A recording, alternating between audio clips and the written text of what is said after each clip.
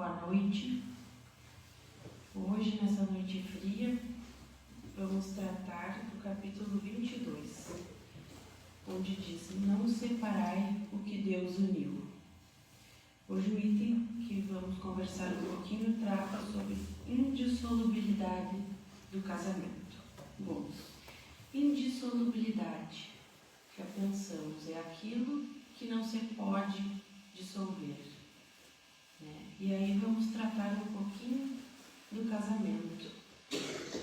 E para iniciar, eu vou ler o primeiro trecho aqui, onde dizia assim: os fariseus perguntaram a Jesus se era permitido o homem repudiar a esposa, porque o Moisés ordenava que fosse entregue uma carta de separação e de repúdio.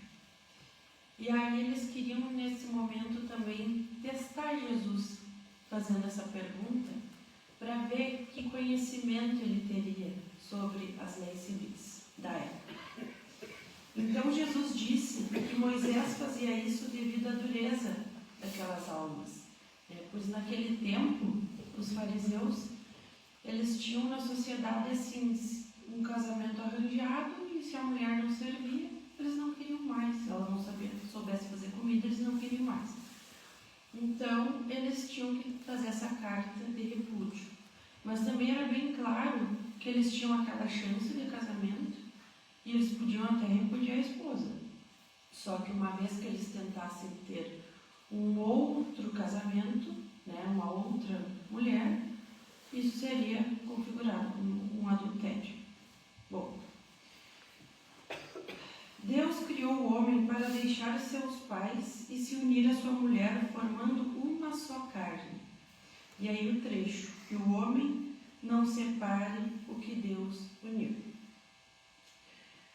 O casamento é a ordem divina e a união para a perpetuação da espécie. Mas, para a lei divina, o que é imutável, então, que não se pode mudar, já que a lei civil pode ser mudada? Para eles é a lei do amor. Eles não, para Deus, é a lei do amor, o que é imutável. O pensamento é esta lei. Deus não queria que os seres se unissem só pelos laços carnais, mas sim pelos laços da alma, para que a afeição mútua fosse transmitida então para os seus filhos, e assim se sucedesse. Mas a gente sabe que na atualidade nossa aqui, as leis são regidas basicamente pelas leis civis, o que diz que é certo e o que é errado, e não só a lei do amor. E isso não é algo que é errado, porque a gente precisa disso, aqui na nossa existência a gente precisa dessas regras. Só que os casamentos muitas vezes são por uma conveniência, por laços carnais, por muitas vezes interesse, a gente sabe que é assim. E no decorrer dessas relações, muitas vezes elas vão se dissolvendo, porque a gente sabe que o convívio é difícil, A gente começa a ver os defeitos do outro, e conviver com isso, se tu não tem uma relação sólida, passa a se tornar um desafio que muitas pessoas desistem no meio da jornada, ou começam a ter pensamentos, de sair daquela relação, e assim vai enfraquecendo. Então, por que o que Deus uniu não se separa? Porque Deus fala na lei do amor da aproximação das almas. E essa aproximação de almas é um laço de amor muito forte, em que tudo resiste a esse laço. Mas também a gente tem que falar que muitas vezes a gente vem aqui na nossa existência, das provas e expiações que nós estamos vivendo, para fazer alguns resgates. Então, geralmente, no nosso âmbito familiar, a gente tem almas que precisam passar por desafios juntos. E então, geralmente, né, as pessoas se casam com pessoas, né, que vêm de uma bagagem espiritual em que elas precisam passar por desafios juntos. Então, aí vem os desafios para passar por provações em conjunto, trabalhar o meu ego, né, o meu egoísmo, passar por cima em prol do bem comum da minha família. Então são uma série de desafios que a gente precisa aqui na Terra passar para poder, né, se melhorar, evoluir. Então o nosso maior desafio sempre é em casa, né, que é com os mais próximos, que é eles que conhecem a gente verdadeiramente, os nossos defeitos, as nossas qualidades. E o que a gente tem que sempre pensar, é muito difícil, mas naquele momento em que aquela pessoa, né, principalmente o parceiro, faz uma coisa que te irrita, você tem que pensar, é um defeito dele, mas eu tenho que aprender a conviver porque ele tem que conviver com os meus defeitos também, né? Assim como uma pessoa não é perfeita, nós também não somos, então, né, todos nós temos que pensar. Então é um momento de sempre estar se vigiando, né? Então, assim, a insolubilidade do casamento é buscar o quê?